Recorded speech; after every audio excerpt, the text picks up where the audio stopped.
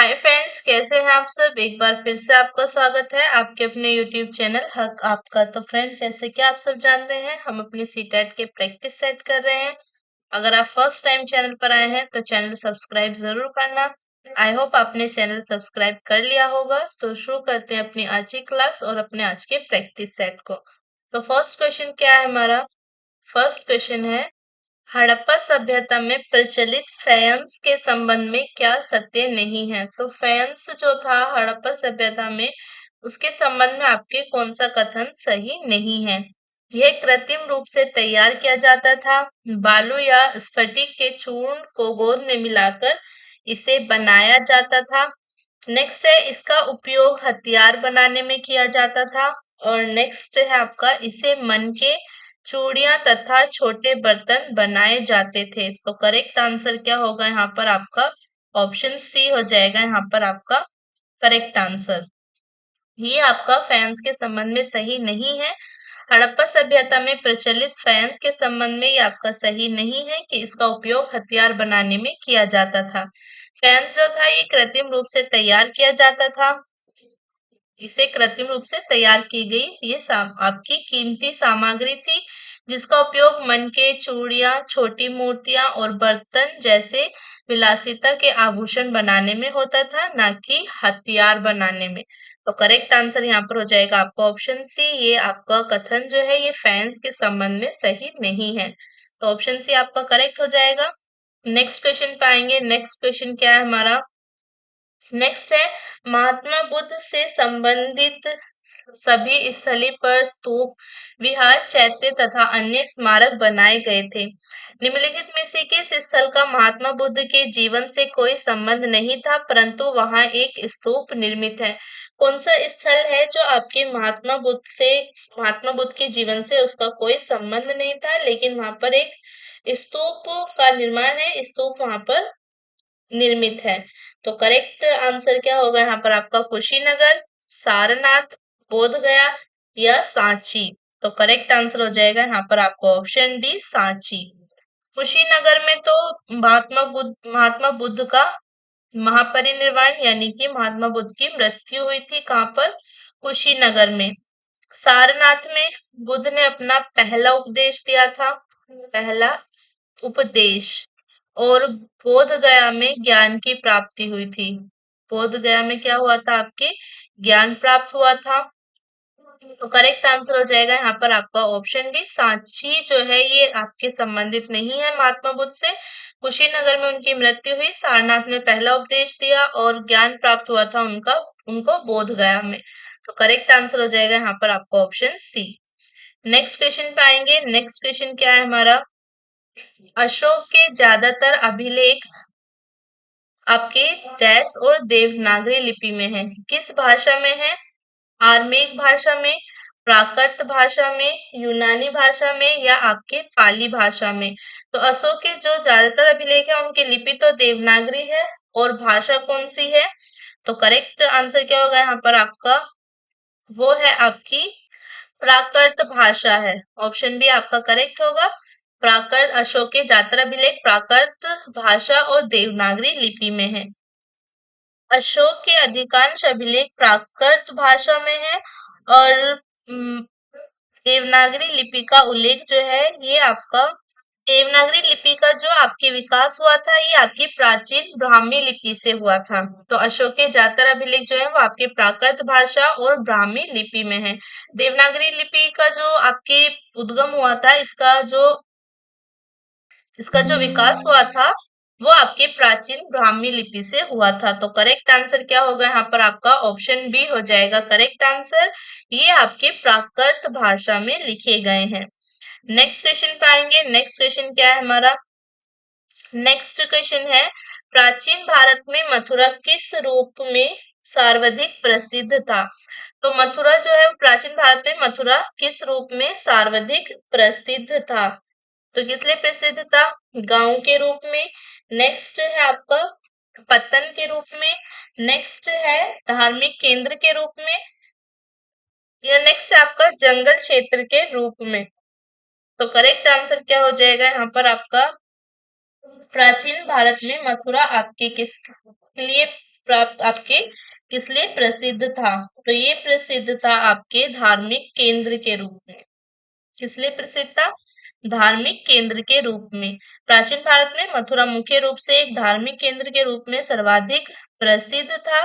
भगवान कृष्ण की पूजा का मुख्य केंद्र बौद्ध मठ और जैन तीर्थ स्थलों का प्रमुख स्थान था। इसके अलावा ये आपके 2500 साल से अधिक समय से एक महत्वपूर्ण शहर और कृष्ण आपके कुषाणों की दूसरी राजधानी भी रहा है। तो करेक्ट आंसर क्या हो जाएगा यहाँ पर? आपका ऑप्शन सी हो जाएगा करेक्ट आंसर। जो मथुरा है ये आपके धार्मिक केंद्र के रूप में प्रसिद्ध था। नेक्स्ट क्वेश्चन पे आएंगे। नेक्स्ट क्वेश्चन क्या है हमारा?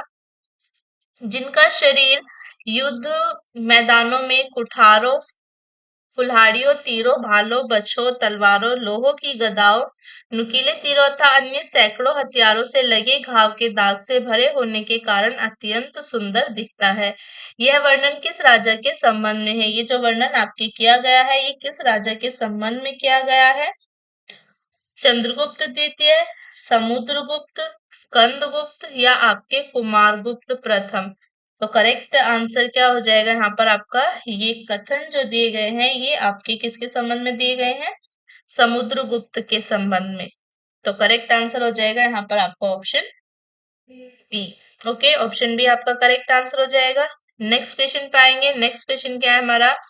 505 ईस्वी में लिखी अपनी पुस्तक में किस ज्योतिष शास्त्री ने खगोल की 5 कृतियों आपके पैतामह, रोमक, पैलिस, वशिष्ठ और सूर्य का विवरण दिया है? तो किस ज्योतिष शास्त्री ने दिया है? आर्यभट्ट ने। नेक्स्ट है बाणभट्ट। नेक्स्ट है आपका वारमिहिर या आपका वार्गभट्ट। नेक्स्ट है आपका वाघ भट्ट। तो करेक्ट आंसर क्या हो जाएगा यहाँ पर आपका? ये जो वर्णन दिया है ये आपके दिया है वारमिहिर ने। ऑप्शन सी आपका करेक्ट आंसर होगा। 505 में वारमिहिर ने अपनी पुस्तक में खगोल की 5 कृतियों का विवरण दिया है। तो ऑप्शन सी यहाँ पर हो जाएगा आपका करेक्ट आंसर। नेक्स्ट क्वेश्चन पे आते हैं। नेक्स्ट क्वेश्चन क्या है हमारा? क्रमबद्ध कीजिए। तो ये घटनाएं आपको दे रखी है, इनको लगाना है इनके क्रम में। क्या क्या घटना दे रखी है? सीआर फॉर्मूला है, कैबिनेट मिशन है, गांधी जिन्ना समझौता है और आपका वेवेल प्लान है। तो सीआर फॉर्मूला जो आया था ये आपके मार्च 1944 में आया था। मार्च 1944 में। गांधी जिन्ना समझौता कब हुआ आपके? ये हुआ सितंबर 1944 में। वेवेल योजना जो थी, वेवेल प्लान, ये आपके आया जून 1945 में। और कैबिनेट मिशन ये आपके आया मार्च 1946 में। मार्च 1946। तो अब इनका सही क्रम क्या होगा आपका? पहले आएगा आपका सीआर फॉर्मूला, उसके बाद आएगा आपका गांधी जिन्ना समझौता, उसके बाद क्या आएगा आपका? उसके बाद आएगा आपका गांधी जिन्ना समझौता और फिर गांधी जिन्ना समझौता के बाद है आपका वेवेल प्लान और उसके बाद है आपका कैबिनेट मिशन। तो करेक्ट आंसर हो जाएगा यहाँ पर आपका ऑप्शन बी। करेक्ट आंसर क्या हो जाएगा? ऑप्शन बी हो जाएगा। नेक्स्ट क्वेश्चन पे आएंगे। नेक्स्ट क्वेश्चन क्या है हमारा? निम्नलिखित सूचियों को सुमेलित कीजिए। तो यहाँ पर आपको सूची दे रखी है, इन्हें आपको करना है सुमेलित। तो कांग्रेस का संपूर्ण स्वाधीनता प्रस्ताव कब आया था आपके? ये आया था 31 दिसंबर 1929 को। पूर्ण स्वराज दिवस कब मनाया जाता? कब आया आपके? पूर्ण स्वराज दिवस है आपका 26 जनवरी 1930 को। दांडी मार्च आपके कब प्रारंभ हुआ? दांडी मार्च प्रारंभ हुआ था आपके 12 मार्च 1930 को और द्वितीय गोलमेज सम्मेलन आपके 1 सितंबर 1931 को। तो करेक्ट आंसर यहाँ पर आपका ऑप्शन हो जाएगा कांग्रेस का संपूर्ण स्वाधीनता प्रस्ताव।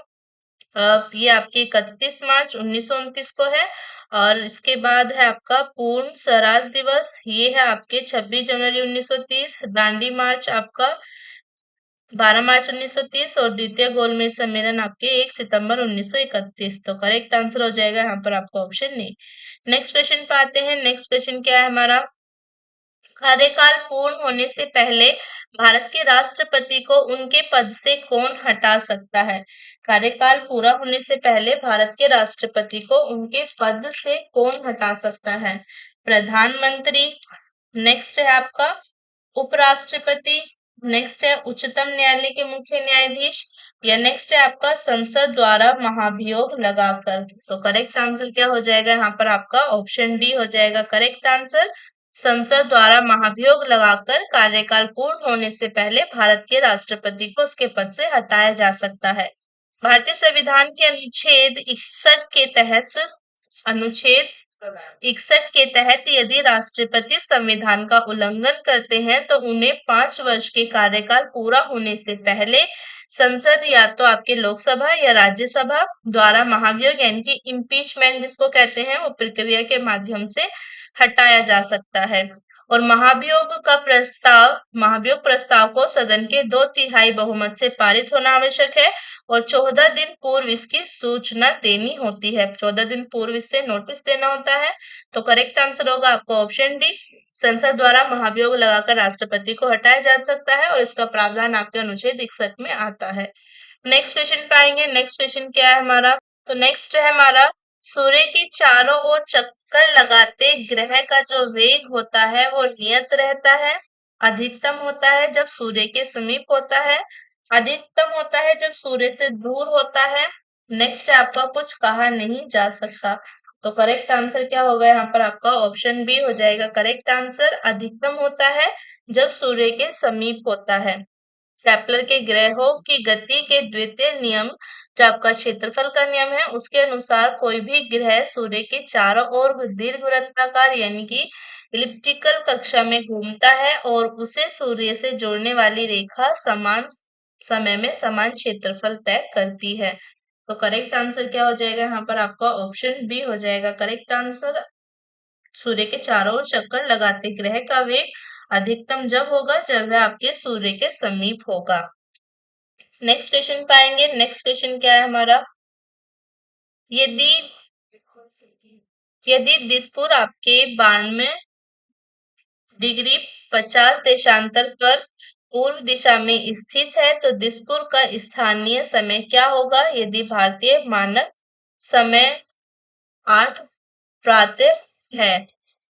8 प्रातः, 7 प्रातः, 9 प्रातः या आपका 6 प्रातः। तो करेक्ट आंसर क्या हो जाएगा यहाँ पर आपका?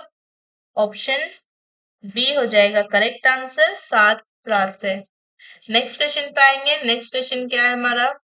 महासागरीय जलधाराओं के विषय में क्या सत्य है? तो महासागरीय जलधाराएं हैं उनके विषय में आपको बताने की कौन सा कथन आपका सत्य है? जल को समान रूप से बांटती हैं। नेक्स्ट है आपका जल को स्थिर रखती हैं। नेक्स्ट क्या है आपका? जल को साफ रखती हैं। नेक्स्ट क्या है आपका? मछलियों को बाहर ले जाती हैं। तो करेक्ट आंसर हो जाएगा यहाँ पर आपका ऑप्शन सी, जल को साफ रखती हैं। महासागरीय जलधाराओं के बारे में यह कथन सत्य है क्योंकि वे समुद्र के पानी को निरंतर गतिमान रखती हैं जिससे पानी एक जगह स्थिर होकर गंदा नहीं होता और उसमें ऑक्सीजन का संचार बना रहता है। तो करेक्ट आंसर क्या हो जाएगा यहाँ पर आपका? ऑप्शन सी हो जाएगा करेक्ट आंसर। ये जल को साफ रखती है। नेक्स्ट क्वेश्चन पे आएंगे। नेक्स्ट क्वेश्चन क्या है हमारा? निम्नलिखित नदियों का उत्तर से दक्षिण की ओर सही विन्यास कौन सा है? तो उत्तर से दक्षिण की ओर नदियों का सही क्रम इसमें से कौन सा है? तो करेक्ट पेन्नार, गोदावरी, पेरियार, कावेरी। नेक्स्ट है आपका गोदावरी, पेन्नार, कावेरी, पेरियार। नेक्स्ट है आपका कावेरी, गोदावरी, पेरियार, पेन्नार। और नेक्स्ट क्या आपका? गोदावरी, कावेरी, पेन्नार या पेरियार। तो करेक्ट आंसर क्या होगा यहाँ पर आपका? ऑप्शन बी हो जाएगा करेक्ट आंसर। गोदावरी, पेन्नार, पेरियार और आपका कावेरी। तो ऑप्शन बी हो जाएगा आपका करेक्ट आंसर। ये उत्तर से दक्षिण की ओर सही विन्यास है। नेक्स्ट क्वेश्चन पाएंगे। नेक्स्ट क्वेश्चन क्या है हमारा? सार्वजनिक क्षेत्र के अधीन दक्षिण भारत का सबसे बड़ा स्टील प्लांट है। सार्वजनिक क्षेत्र के अधीन दक्षिण भारत का सबसे बड़ा स्टील प्लांट कौन सा है आपका? बोकारो। नेक्स्ट है आपका भिलाई। नेक्स्ट है आपका राउरकेला या नेक्स्ट है आपका विश्वेश्वरैया। तो करेक्ट आंसर हो जाएगा यहाँ पर आपका ऑप्शन डी, विश्वेश्वरैया। सार्वजनिक क्षेत्र के अधीन दक्षिण भारत का सबसे बड़ा और प्रमुख स्टील प्लांट। तो करेक्ट आंसर है यहाँ पर आपका option D, Visvesvaraya iron and steel limited Bharat के कर्नाटक के भद्रावती शहर में स्थित एक इस्पात संयंत्र है। यह सार्वजनिक क्षेत्र के अधीन दक्षिण भारत का सबसे बड़ा स्टील प्लांट है। इसके अलावा आपके बोकारो, भिलाई और राउरकेला इस्पात संयंत्र भी उत्तरी भारत में स्थित हैं। तो करेक्ट आंसर हो जाएगा यहाँ पर आपका ऑप्शन डी। नेक्स्ट क्वेश्चन पाएंगे। नेक्स्ट क्वेश्चन क्या है हमारा, स्टैगफ्लेशन क्या है? स्टैगफ्लेशन क्या है? मंदी के साथ मुद्रास्फीति, विकास के साथ मुद्रास्फीति, विकास के साथ मुद्रा अभिस्फीति या अभिस्फीति के पश्चात मुद्रास्फीति। तो करेक्ट आंसर क्या होगा यहाँ पर आपका, स्टैगफ्लेशन क्या है आपका, स्टैगफ्लेशन है आपका मंदी के साथ मुद्रास्फीति। ऑप्शन ए आपका करेक्ट आंसर होगा। स्टैगफ्लेशन जो है ये दो शब्दों का संयोजन है, मुद्रास्फीति और ठहराव। यह एक ऐसी आर्थिक स्थिति है जहां कीमतें लगातार बढ़ती रहती हैं और अर्थव्यवस्था के धीमे होने या मंदी के कारण नौकरी पाना मुश्किल हो जाता है, जिससे आर्थिक अस्थिरता पैदा होती है। तो करेक्ट आंसर क्या हो जाएगा यहाँ पर आपका ऑप्शन ए करेक्ट आंसर हो जाएगा। मंदी के साथ मुद्रास्फीति, इसको स्टैगफ्लेशन कहते हैं। नेक्स्ट क्वेश्चन पे आएंगे। नेक्स्ट क्वेश्चन क्या है हमारा, नेक्स्ट क्वेश्चन है, बालकों को सामाजिक मूल्यों का व्यवहारिक प्रशिक्षण दिया जा सकता है। पाठ्यक्रम पूरा करवाकर, सामाजिक विज्ञान की पुस्तक पढ़वाकर, पुस्तकालय के माध्यम से, नेक्स्ट है शिक्षणों उपरांत आयोजित किए जाने वाले व्यवहारिक कार्यों द्वारा। तो करेक्ट आंसर क्या हो जाएगा यहाँ पर आपका, बालकों को सामाजिक मूल्यों का व्यवहारिक प्रशिक्षण दिया जा सकता है आपकी शिक्षण उपरांत आयोजित किए जाने वाले व्यवहारिक कार्यों द्वारा। तो करेक्ट आंसर क्या हो जाएगा यहाँ पर आपका ऑप्शन डी हो जाएगा करेक्ट आंसर। बालकों को सामाजिक मूल्यों का व्यवहारिक प्रशिक्षण आपके शिक्षण उपरांत आयोजित किए जाने वाले व्यवहारिक कार्यों द्वारा दिया जा सकता है। नेक्स्ट क्वेश्चन पाएंगे। नेक्स्ट क्वेश्चन क्या है हमारा, सामाजिक अध्ययन शिक्षा का प्रमुख उद्देश्य क्या है? सामाजिक अध्ययन शिक्षा का प्रमुख उद्देश्य क्या है? छात्रों को भीड़ तंत्र से निकालना, नेक्स्ट है छात्रों को भावी जीवन हेतु तैयार करना, नेक्स्ट है छात्रों में ज्ञान का संचार करना, और नेक्स्ट है आपका छात्रों को व्यवहारिक ज्ञान प्रदान करना। तो करेक्ट आंसर क्या होगा यहाँ पर आपका, सामाजिक अध्ययन शिक्षा का प्रमुख उद्देश्य होता है आपका छात्रों को भावी जीवन हेतु तैयार करना। ऑप्शन बी आपका करेक्ट आंसर हो जाएगा। सामाजिक अध्ययन शिक्षा का प्रमुख उद्देश्य होता है छात्रों को भावी जीवन हेतु तैयार करना। तो ऑप्शन बी आपका करेक्ट हो जाएगा। नेक्स्ट क्वेश्चन पे आएंगे। नेक्स्ट क्वेश्चन क्या है हमारा, सामाजिक अध्ययन शिक्षण से अपेक्षित गुणों का विकास किया जा सकता है। सामाजिक घटनाओं का अध्यापन, जनतांत्रिक सद्भावना की शिक्षा, नेक्स्ट है आपका अंतरराष्ट्रीय सद्भावना की शिक्षा, नेक्स्ट है आपका ये सभी। तो करेक्ट आंसर क्या हो जाएगा यहाँ पर आपका ऑप्शन डी हो जाएगा करेक्ट आंसर। सामाजिक अध्ययन शिक्षण से अपेक्षित गुणों का विकास किया जा सकता है आपके सामाजिक घटनाओं का अध्ययन, अध्यापन, जनतांत्रिक सद्भावना की शिक्षा और अंतरराष्ट्रीय सद्भावना की शिक्षा, यानी कि ये सभी। तो करेक्ट आंसर क्या हो जाएगा यहाँ पर आपका ऑप्शन डी हो जाएगा करेक्ट आंसर। नेक्स्ट क्वेश्चन पाएंगे।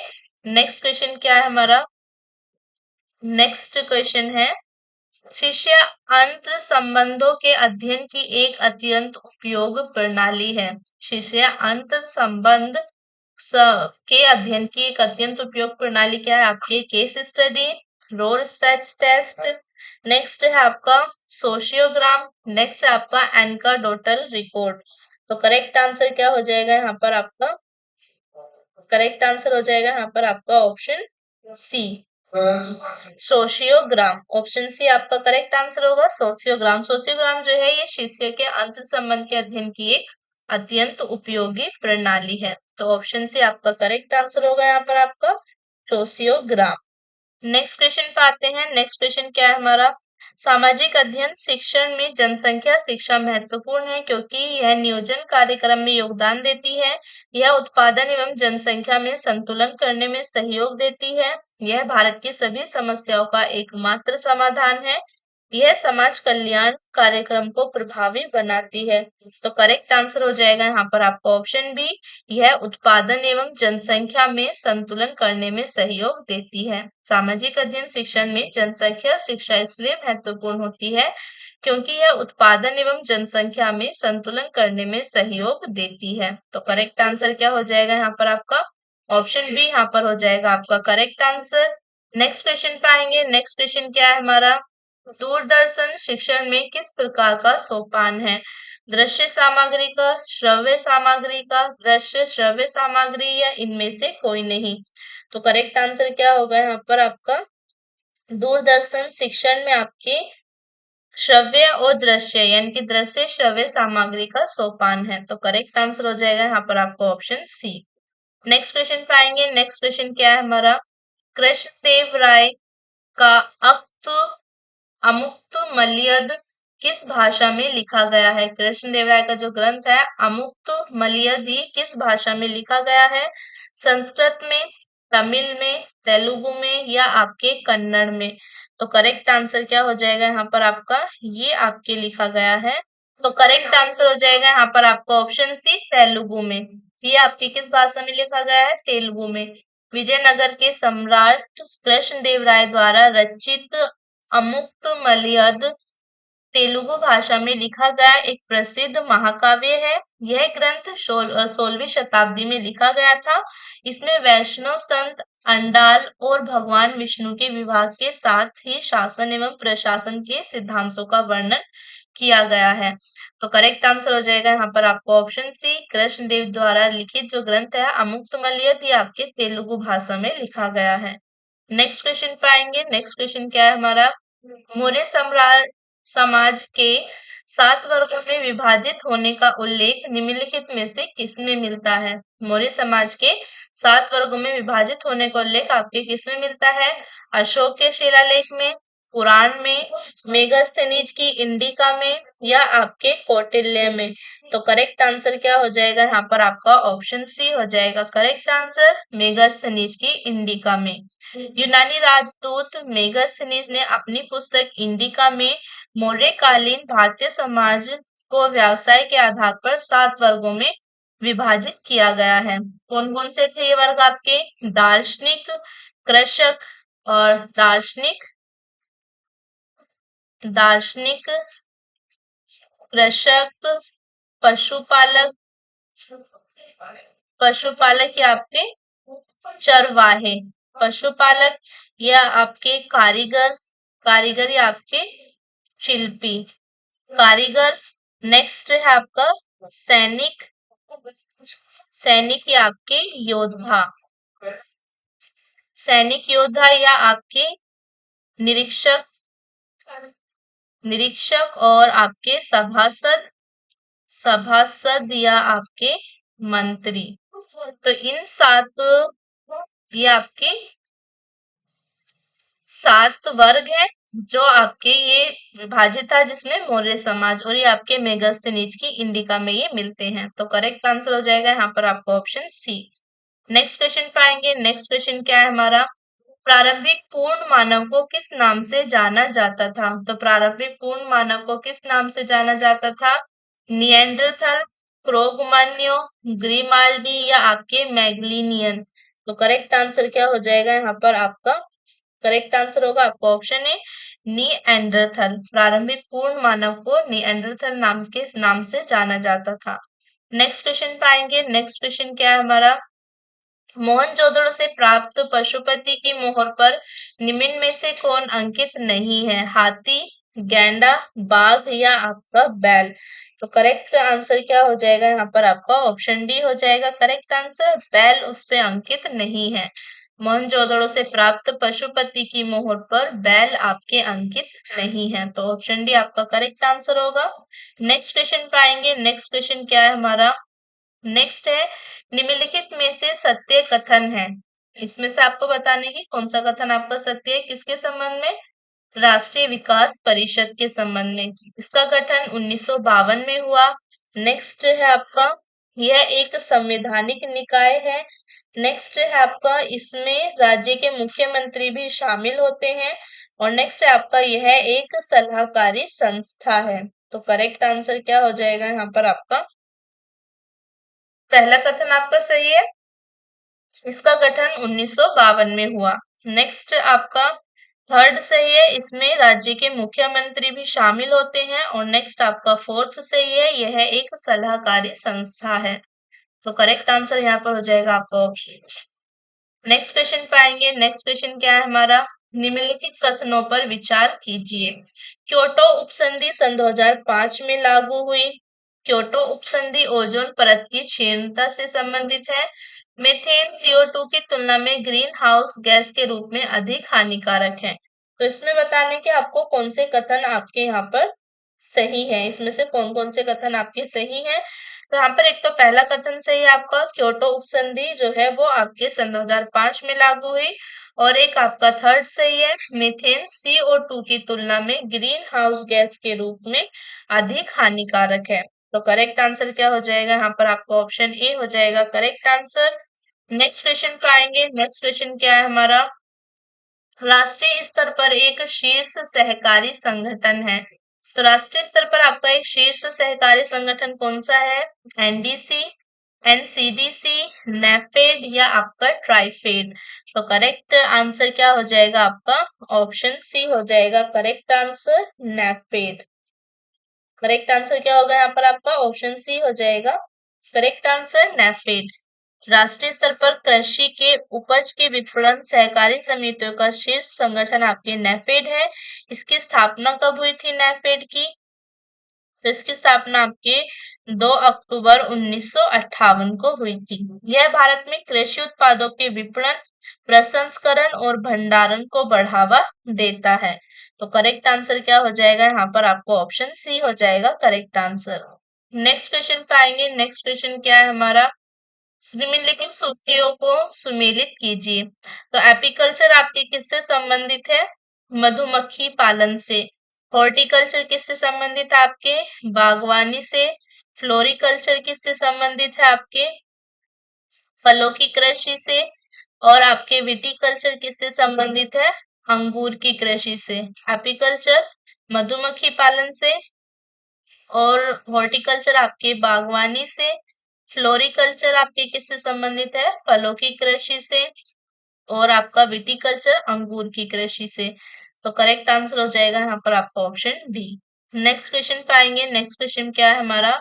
नेक्स्ट क्वेश्चन है उच्च उत्तम शिक्षण प्रणाली पद्धति की विशेषता है। उच्च उत्तम शिक्षण पद्धति की विशेषता क्या है? शिक्षण पद्धति पूर्व निर्धारित उद्देश्यों की प्राप्ति में सहायक है। एक उत्तम पद्धति कलात्मक है जो अध्यापक को विषय के बारे में वांछित अवांछित ज्ञान कराती है। नेक्स्ट है आपका उत्तम पद्धति व्यक्तिगत होती है। और नेक्स्ट है आपका उपरोक्त सभी। तो यहाँ पर आपका करेक्ट आंसर क्या हो जाएगा? उत्तम पद्धति की विशेषता है आपकी उपरोक्त सभी। शिक्षण पद्धति पूर्व निर्धारित उद्देश्यों की प्राप्ति में सहायक है। एक उत्तम पद्धति कलात्मक है जो अध्यापक को विषय के बारे में वांछित और अवांछित का ज्ञान कराती है। नेक्स्ट आपका उत्तम पद्धति व्यक्तिगत होती है। ये सभी विशेषताएं आपकी उत्तम शिक्षण पद्धति की। तो करेक्ट आंसर क्या हो जाएगा यहाँ पर? आपका ऑप्शन डी हो जाएगा करेक्ट आंसर, यानी कि ये सभी विशेषता आपकी उत्तम शिक्षण पद्धति की विशेषता है। तो ऑप्शन डी आपका करेक्ट आंसर हो जाएगा। तो यहाँ पर हमारी आज की क्लास होती है खत्म। आज का प्रैक्टिस सेट हमारा कंप्लीट हो गया। आई होप आपको क्लास अच्छी लगी होगी। तो लाइक करना, शेयर करना और कमेंट कर जरूर बताना कैसी थी आज की क्लास। और मिलेंगे नेक्स्ट क्लास में न्यू प्रैक्टिस सेट के साथ, न्यू क्वेश्चंस के साथ। तब तक के लिए बाय बाय।